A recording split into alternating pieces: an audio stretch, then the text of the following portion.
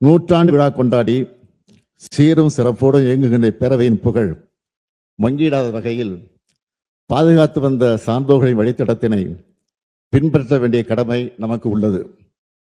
வரலாற்று பெருமை கொண்ட இப்பேரவையின் மாண்பினை பாதுகாக்க வேண்டிய முதல் பொறுப்பு எனக்கு உள்ள காரணத்தால் கீழ்காணும் தீர்மானத்தை மாண்புமிகு பேரவைத் தலைவர்களின் இசைவோடு சட்டமன்ற பேரவை விதி 17 தளர்த்தி முன்மொழிந்திட அனுமதி கோருகிறேன்.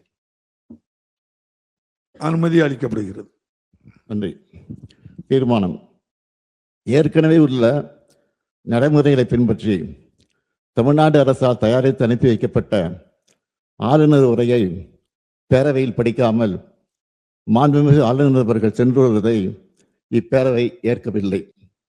மாண்புமிகு ஆளுநர் அவர்களுக்கு அனுப்பி வைக்கப்பட்ட சட்டமன்ற உறுப்பினர்கள் மேசையில் உள்ள கணினியில் பதிவேற்றம் செய்யப்பட்ட ஆளுநர் உரையின் ஆங்கில மொழியாக்கம் இங்கே மாண்புமிகு ஆளுநர் அவர்களால் படிக்கப்பட்டதாக இப்பேரவை கருதுகிறது. அவ்வாறே அவை குறிப்பில் நடவடிக்கை குறிப்புகள் இடம்பெறலாம்.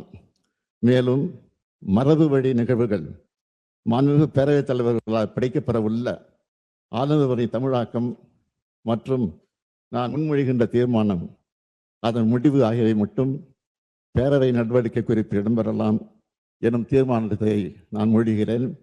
இந்த தீர்மானத்தை அனைத்து உறுப்பினர்களும் ஒருமனதாக நிறைவேற்றி தர வேண்டி அமைகிறேன்.